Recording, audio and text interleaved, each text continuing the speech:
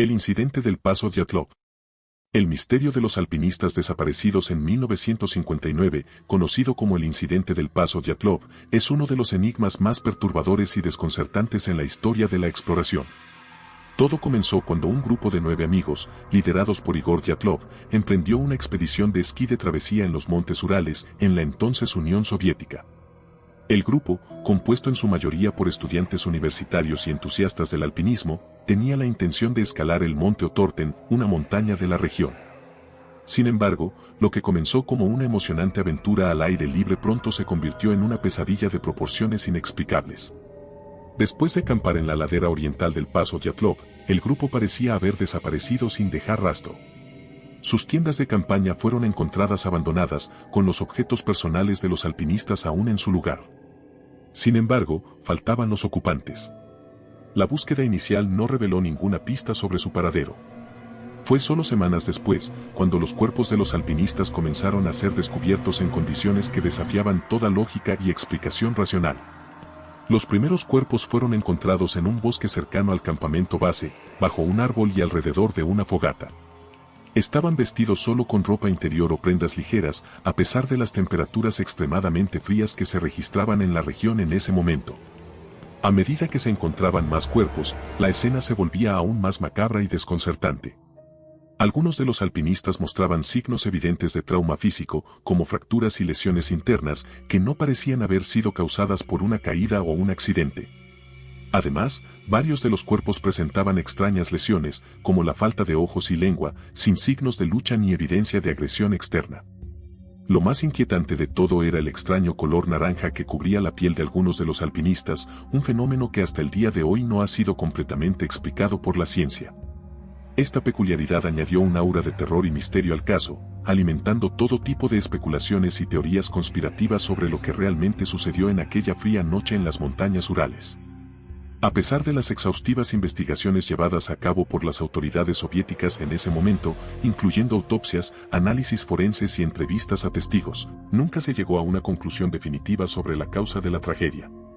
Las teorías van desde avalanchas y encuentros con animales salvajes hasta eventos paranormales y encuentros con seres extraterrestres.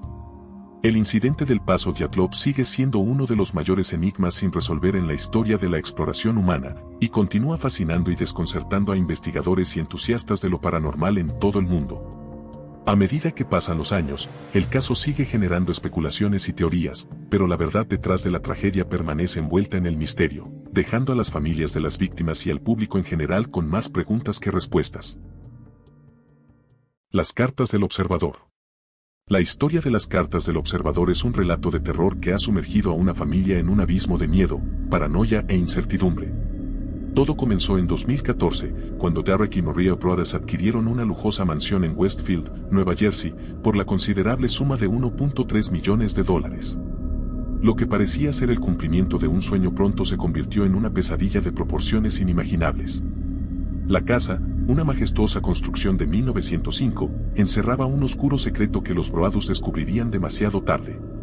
Pocos días después de cerrar el trato, una carta anónima llegó a sus manos, sacudiendo los cimientos de su recién adquirida propiedad. Firmada por alguien que se autodenominaba el observador, la misiva anunciaba la presencia de un vigilante misterioso que afirmaba haber custodiado la casa durante generaciones. Las palabras del observador eran inquietantes, sugiriendo un conocimiento íntimo de la historia y los habitantes de la casa. Hablaba de generaciones pasadas que habían ocupado la residencia, insinuando un legado de secretos oscuros que se ocultaban entre sus paredes. Pero lo más perturbador eran las amenazas veladas y las referencias a los hijos de los Brothers, a quienes llamaba sangre joven y cuya seguridad parecía estar en peligro. La familia Brothers, aturdida y aterrorizada, se vio arrastrada a un torbellino de paranoia y desesperación. Instalaron cámaras de seguridad, contrataron investigadores privados e incluso se enfrentaron a los antiguos propietarios en busca de respuestas. Pero cada intento por desentrañar el misterio del observador resultaba en más preguntas sin respuesta y en una sensación abrumadora de impotencia. Mientras tanto, la prensa se hacía eco de la historia, atrayendo la atención del público y avivando el fuego del temor en la comunidad. La casa en 657 Boulevard se convirtió en un lugar maldito, un símbolo del mal y la intriga que nadie se atrevía a tocar. Los intentos de los Brothers por vender la propiedad fueron en vano, ya que cada comprador potencial huía espantado al enterarse de las cartas del observador y de la sombra oscura que acechaba en su interior. Después de meses de tormento y angustia, los Broadus se vieron obligados a poner la casa en el mercado, vendiéndola por un precio considerablemente más bajo que el que habían pagado. Pero incluso después de deshacerse de la propiedad, el legado del observador persistió, arrojando una sombra ominosa sobre la vida de la familia y dejando un rastro de terror y confusión a su paso. Aunque han pasado años desde que cesaron las cartas del observador y la casa cambió de manos, el misterio sigue sin resolverse por completo. ¿Quién era realmente el observador? ¿Cuál era su motivación para acosar a los Broadus y sembrar el caos en sus vidas? Son preguntas que permanecen sin respuesta, recordándonos que, a veces, el mal puede acechar en los lugares más inesperados y que la verdad puede ser más aterradora que la ficción. La primera asesina serial. En los oscuros rincones de la historia, se encuentra una figura siniestra que se alza como la primera asesina serial conocida, Locusta, una mujer cuyo nombre ha quedado grabado en la infamia por los horrores que perpetró en la antigua Roma. Aunque parezca inconcebible, su reinado de terror se desarrolló en un periodo de relativa paz y estabilidad en la ciudad, lo que hace aún más inquietante su historia. En el siglo I, mientras Roma florecía bajo el gobierno del emperador Claudio, Locusta emergió como una sombra acechante entre la población. Sus métodos de asesinato eran tan insidiosos como eficaces, se especializaba en el envenenamiento, una técnica que le permitía eliminar a sus víctimas de manera discreta y sin levantar sospechas. Su habilidad para manipular venenos mortales la convirtió en una figura temida y respetada en los círculos más oscuros de la sociedad romana. Sin embargo, fue su relación con la poderosa Agripina, esposa del emperador Claudio, lo que la llevó al centro del escenario político de Roma y le otorgó impunidad para continuar con sus macabros actos. Agripina, ambiciosa y calculadora, vio en Locusta una aliada invaluable en su búsqueda de poder y control. Juntas, conspiraron para eliminar a Claudio, utilizando los letales venenos de Locusta para cumplir su objetivo. El éxito de su complot marcó un punto de inflexión en la vida de Locusta. Agripina, ahora emperatriz gracias a la muerte de su esposo, recompensó generosamente a su cómplice por sus servicios, otorgándole perdón y protección ante la ley. Pero el poder corruptor del crimen no tardó en cobrar su precio, y Locusta se sumergió aún más en las sombras del mal. Con el ascenso de Nerón al trono, Locusta encontró un nuevo patrocinador en el joven y despiadado emperador. Sus habilidades en el arte del envenenamiento fueron una herramienta invaluable para Nerón, quien no dudó en brindarle refugio y reconocimiento a cambio de sus servicios. Locusta, ahora establecida como una maestra de la muerte, incluso recibió un lugar destacado como instructora en la corte imperial, donde enseñaba sus artes mortales a una nueva generación de conspiradores. Pero el destino es caprichoso y, tarde o temprano, la justicia siempre encuentra su camino. Cuando el emperador Galba ascendió al trono, marcando el fin del reinado de Nerón, Locusta cayó en desgracia. Galba, decidido a restaurar la ley y el orden en Roma, no toleró la presencia de una asesina en su corte y condenó a Locusta a muerte. El día de su ejecución, Locusta enfrentó su destino con una calma inquietante.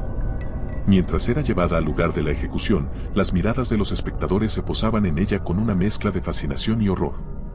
Finalmente, en una plaza pública de Roma, Locusta fue ejecutada públicamente, poniendo fin a la vida de la primera asesina serial conocida en la historia. Sin embargo, el legado de Locusta perdura hasta nuestros días, como un sombrío recordatorio de los horrores que yacen en lo más profundo de la naturaleza humana. Su historia nos obliga a enfrentar la oscura verdad de que el mal puede surgir incluso en los momentos más pacíficos y aparentemente civilizados, recordándonos que, en las sombras de la historia, siempre acecha el terror más profundo y perturbador. El científico que deseaba revivir a los muertos. Robert Cornish, nacido en 1903, fue un científico visionario que siempre estuvo fascinado por la idea de devolver la vida a los muertos. Su enfoque revolucionario implicaba un sistema bastante llamativo: fijar el cadáver de un individuo fallecido recientemente y sin lesiones físicas a una especie de plano inclinable en varias posiciones, similar a un columpio basculante de parque infantil, y moverlo arriba y abajo para hacer circular la sangre de nuevo, reactivando así las funciones cerebrales y cardíacas. Los primeros experimentos de Cornish con personas ahogadas y víctimas de infartos no tuvieron mucho éxito, aunque él afirmaba haber notado signos de vida, como un ligero retorno del color en los pálidos rostros y algunas señales de pulso. Sin embargo, no fue hasta que mejoró su método y comenzó a inyectar coagulantes y estimulantes en los perros sacrificados justo antes de columpiarlos que logró resultados sorprendentes. Algunos canes resucitaron y sobrevivieron durante meses, aunque con daños cerebrales severos y ceguera. El éxito de Cornish fue tan notable que atrajo la atención de los medios y su historia incluso inspiró una película llamada La realidad increíble.